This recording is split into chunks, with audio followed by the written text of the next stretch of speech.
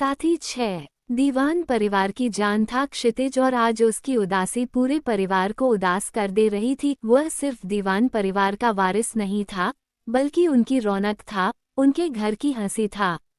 उसकी शरारतों से हर सुबह की शुरुआत होती थी और उसकी मासूम मुस्कान से हर शाम रोशन हो जाती थी। लेकिन आज वह अस्पताल के बेड पर निढाल पड़ा था। उसके चेहरे की चमक फीकी पड़ गई थी, उसकी बड़ी बड़ी आंखें बुझी बुझी सी थीं। उसे ऐसा देख पूरे घर की रूह कांप गई थी। घनश्याम दीवान अस्पताल की लॉबी में चुपचाप बैठे थे।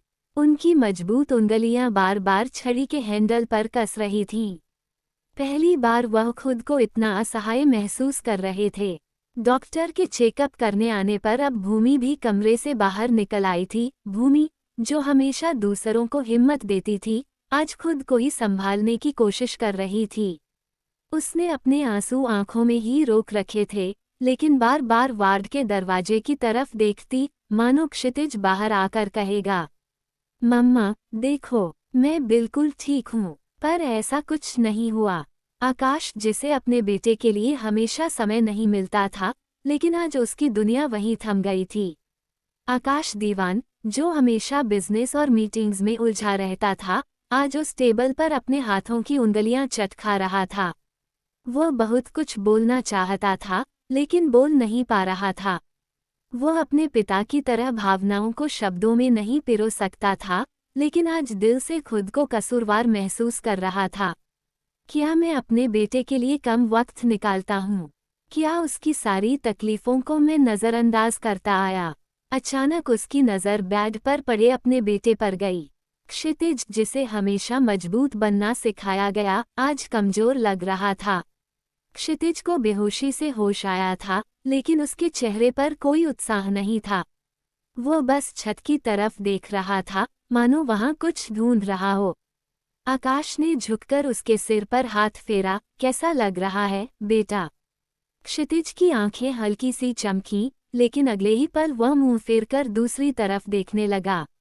मेरा फंक्शन छूट गया। बस एक यही वाक्य था जो उसके दिल में अटका हुआ था, और यह शब्द पूरे दीवान परिवार के दिल में नश्तर की तरह चुभ गए।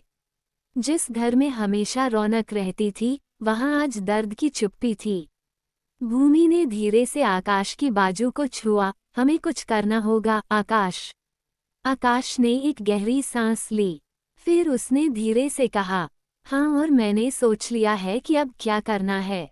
तभी आकाश ने हल्के से क्षितिज की पीठ थपथपाई। चलो, अब जल्दी ठीक हो जाओ, क्योंकि जब तुम घर लौटोगे तो तुम्हारा खुद का स्पेशल फंक्शन होगा।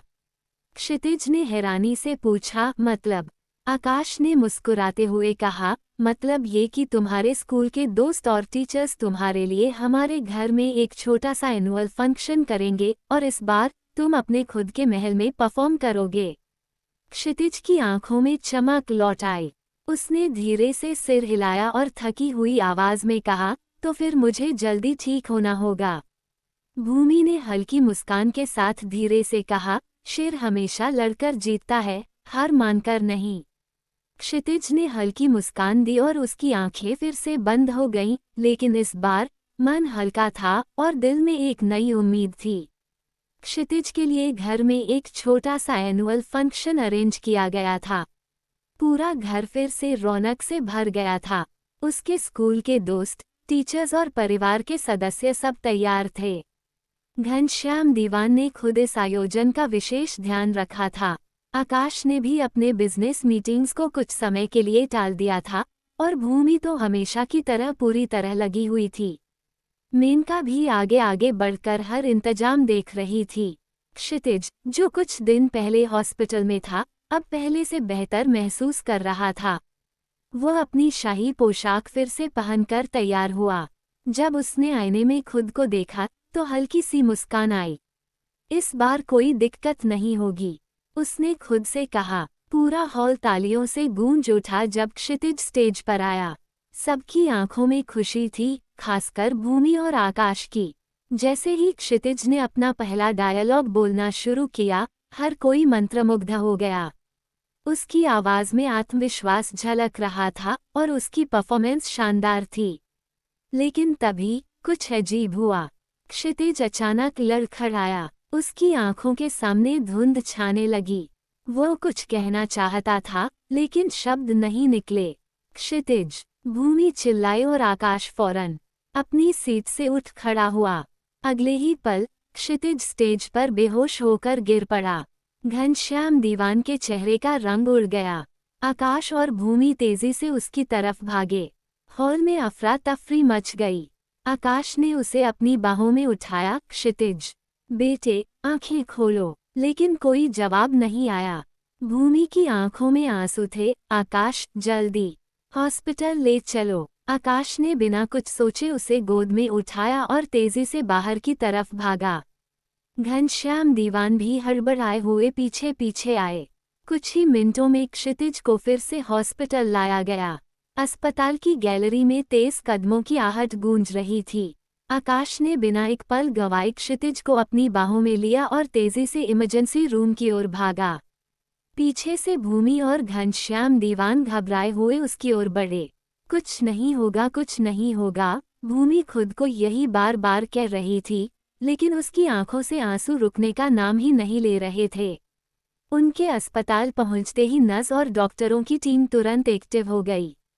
स्ट्रेचर पहले से ही तैयार था। इसे जल्दी अंदर ले चलो, डॉक्टर, मेहता ने तेज आवाज में कहा। क्षितिज को स्ट्रेचर पर लिटाया गया और दरवाजे के पार सफेद लाइटों के नीचे वह ओझल हो गया। डॉक्टर ने गहरी नज़र से आकाश की तरफ देखा। हमें अच्छे से जांच करनी होगी वरना रिस्क बढ़ सकता है। भूमि घबरा गई। मतलब कैसा रिस्क? डॉक्टर ने कुछ नहीं कहा, बस सिर हिलाकर अंदर चला गया। भूमि को ऐसा लगा जैसे उसके दिल का एक टुकड़ा उससे दूर चला गया हो। वह बेबस खड़ी थी। उसकी आंखें दरवाजे पर टिकी थीं, जहां से डॉक्टर अंदर गए थे। आकाश की मुट्ठियां कस गईं। उसने खुद को अपनी प्रोफेशनल लाइफ में मजबूत बनाए रखा था, लेकिन इस वक्त उसके बेटे की हालत ने उसे भी असहाय महसूस करा दिया। आकाश, जो हमेशा अपने इमोशंस को काबू में रखता था, आज बेचैन था। उसकी मुट्ठियां कसकर बंधी हुई थीं। उसकी आंखों में न कोई आंसू थे, न कोई शब्द, बस एक खालीपन था। घनश्याम दीवान धीरे धीरे जाकर एक बेंच पर बैठ गए। उनकी छड़ी उनके हाथों में ही थी, लेकिन आज वह भी उन्हें सहारा देने में नाकाम लग रही थी। भूमि ने आकाश की कलाई पर हाथ रखा। कुछ नहीं होगा हमारे बेटे को। आकाश ने एक लंबी सांस ली, लेकिन उसके चेहरे पर तनाव साफ झलक रहा था। घनश्याम दीवान चुपचाप बैठे थे। ये पहला मौका था जब उन्होंने खुद को इतना बेबस महसूस किया। अब सबकी नज़रें बस एक ही दरवाजे पर टिकी थीं, जहां डॉक्टर अंदर क्षितिज की रिपोर्ट्स का इंतजार कर रहे थे। कुछ ही मिनटों बाद डॉक्टर बाहर आए। उनकी गंभीर नज़रें आकाश से मिलीं। हमें और कुछ ज़रूरी टेस्ट करने होंगे, अब ये सिर्फ कमज़ोरी नहीं लग रही। भूमि का दिल धक से रह गया। मतलब कुछ और भी। उसकी आवाज़ कांप गई। डॉक्टर ने कुछ नहीं कहा, बस सिर झुकाकर रिपोर्ट्स की फाइल खोल ली। आकाश ने गहरी सांस ली। उसके चेहरे पर तनाव साफ झलक रहा था। वह आगे बढ़ा। डॉक्टर, आप साफ साफ बताइए क्या खतरा है? डॉक्टर ने उनकी आंखों में देखा, फिर धीमी आवाज में कहा, हम अभी कुछ नहीं कह सकते, लेकिन हमें कुछ मेडिकल कंडीशंस का अंदेशा है। हम रिपोर्ट्स आने के बाद ही कंफर्म कर सकते हैं। हर पल भारी था, हर सेकंड डराने वाला था। भूमि की आंखों से फिर आंसू छलक पड़े। आकाश ने उसकी ओर देखा, उसका हाथ थामा और धीमे से कहा, भूमि कुछ नहीं होगा हमारे बेटे को, मैं कह रहा हूं न। लेकिन ये कहते हुए वह खुद भी उतना ही डरा हुआ था। घनश्याम दीवान ने निराशा से अपना सिर झुका लिया। कहानी आगे जारी रहेगी। कहानी पसंद आने पर लाइक करें, सब्सक्राइब करें और अपने मित्रों से साझा करना न भूलें। धन्यवाद।